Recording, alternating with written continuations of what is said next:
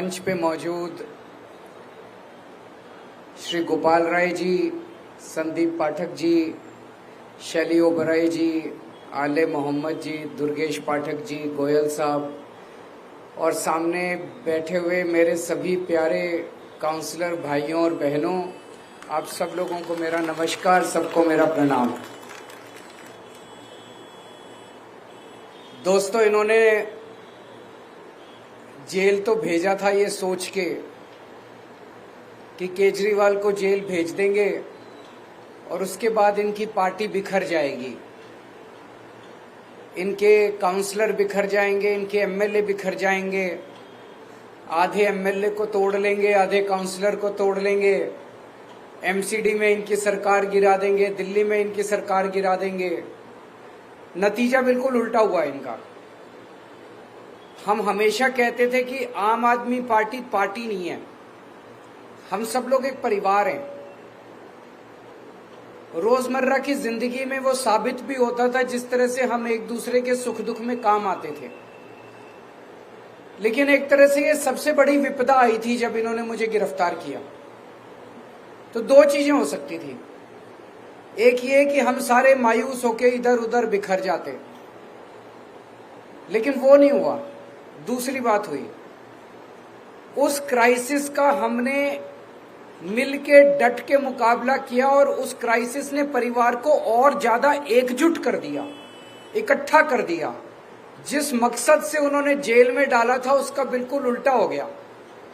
जितनी भावनाएं और जितना भावुकपन लोगों के, आप सब लोगों के बीच में था, हमारे पदाधिकारियों में, काउंसलर्स में, वॉलंटियर्स में, विधायकों में, उस इमोशंस ने सबको, परिवार को एकजुट कर दिया। हमारे कई लोगों को इन्होंने तोड़ने की कोशिश की, काउंसलर्स को तोड़ने की कोशिश की, एमएलए को तोड़ने की कोशिश की, कोई नहीं टूटा, कोई नहीं टूटा। पूरे देश के अंदर मिसाल खड़ी कर दी आप लोगों ने। पूरे देश में लोग कह रहे हैं कि दूसरी पार्टी वाले तो यूं टूट जाते हैं। कई लोग तो ऐसे हैं, कई जगह से खबर आ रही है कि फलानी पार्टी के चुनाव के पहले ही छोड़ के उधर चले गए। हमारे वाले पूरी कोशिश के बावजूद न पैसे से बिकते, न ईडी के डर से छूटते, कोई तो तोड़ ही नहीं सकता हमारे वालों को। इसके लिए मैं आप सब लोगों का बधाई देना चाहता हूं और पूरे देश को गर्व है आप हमारे नेतृत्व के ऊपर, हमारे काउंसलर्स, हमारे एमएलए, सबके ऊपर।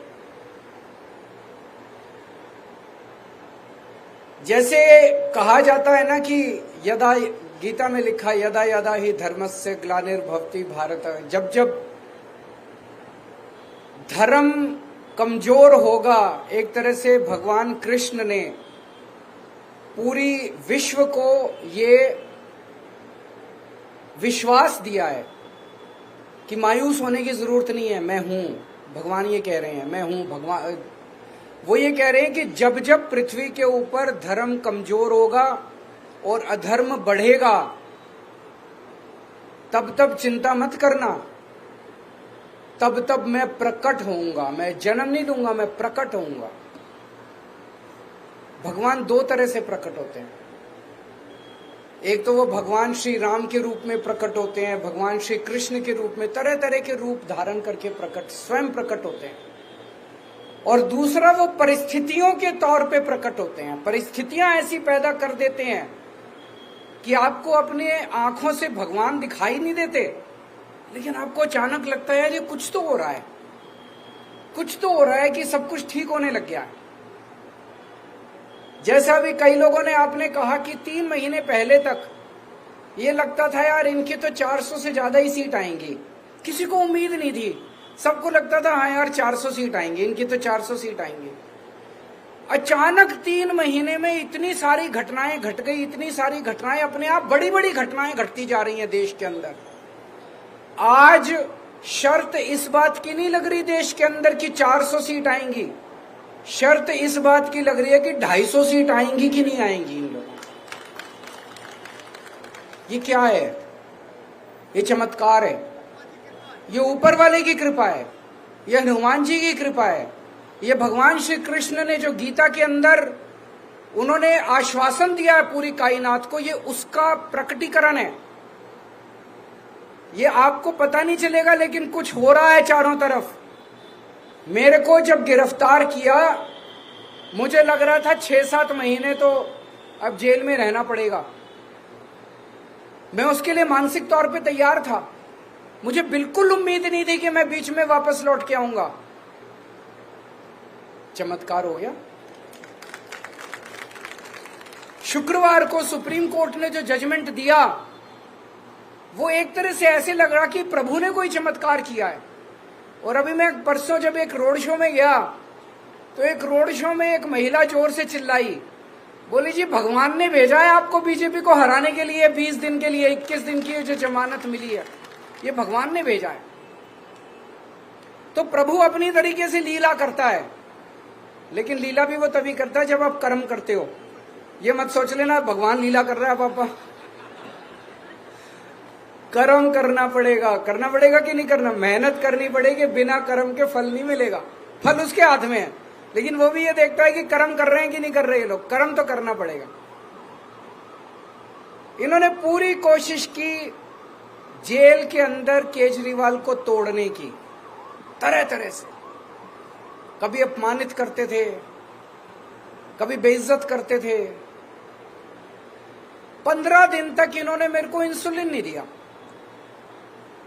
मेरे को 20 साल से शुगर की बीमारी है और 10 साल से मैं इंसुलिन पे हूं। शुगर की बहुत हाई लेवल की बीमारी है मुझे, और मैं डेली 52 यूनिट इंसुलिन लेता हूं। 52 यूनिट बहुत ज्यादा होते हैं। 52 यूनिट इंसुलिन लेता हूं। तो जब मैं जेल में गया, डेली मेरा बढ़ता जाए, कभी 300, कभी 325, कभी 325।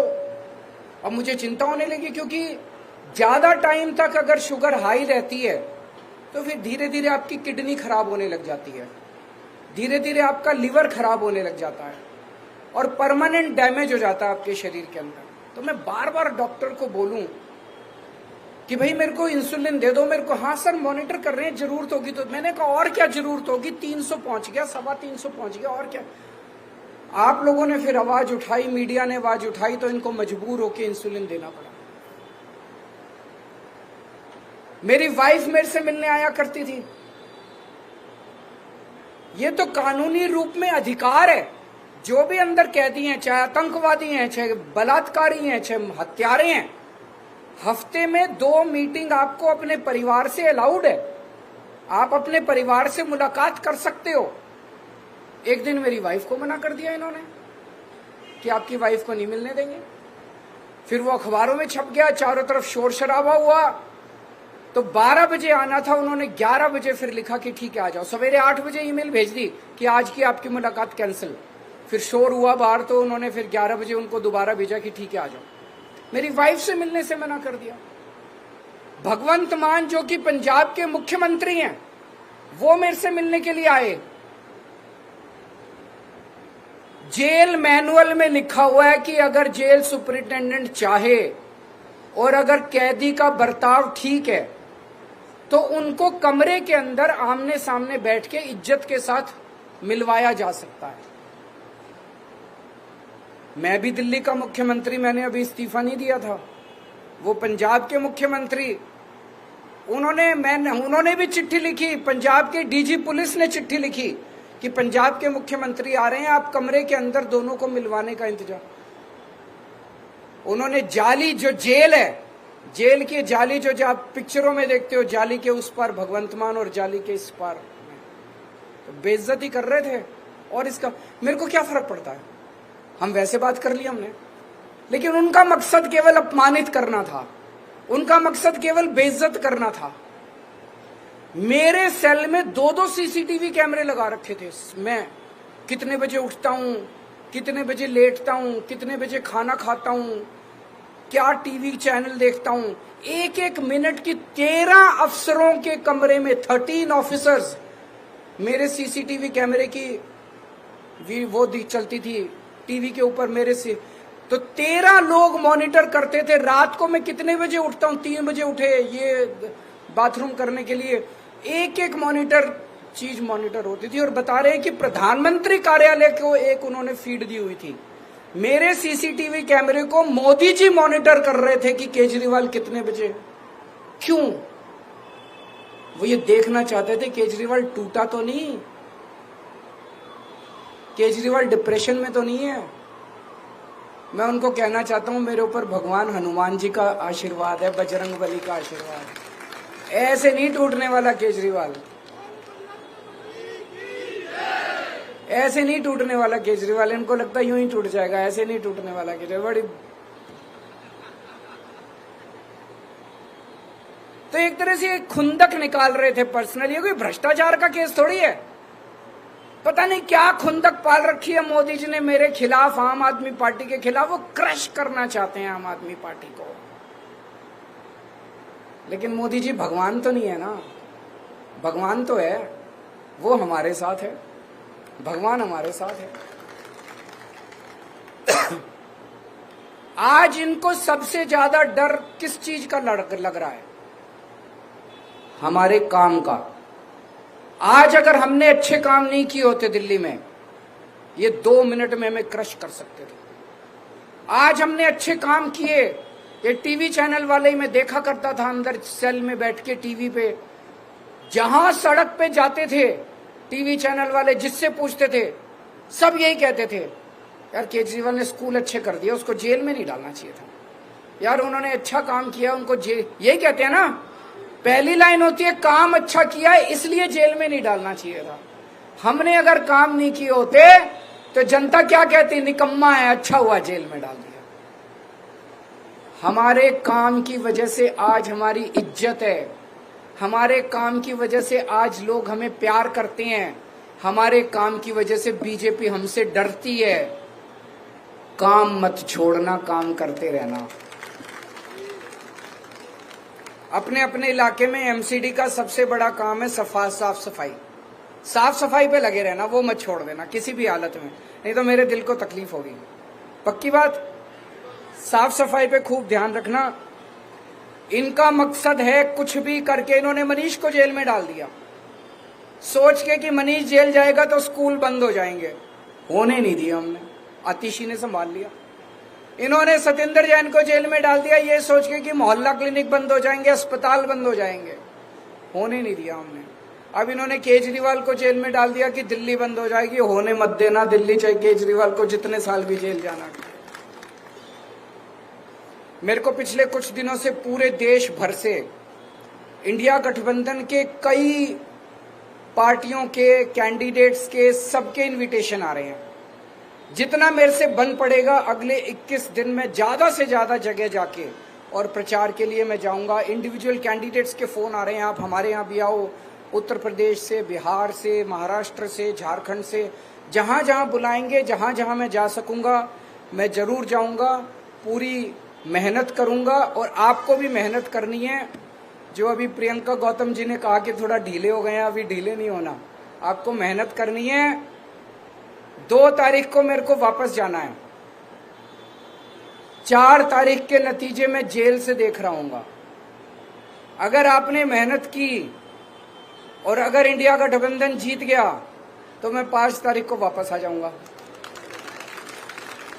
और अगर आपकी मेहनत में कमजोरी रह गई तो फिर देखो कब मिलेंगे। तो आप सब लोगों का बहुत बहुत शुक्रिया। मुझे वाकई गर्व है कि मुझे आप जैसे साथी मिले, आप जैसे लोग मिले।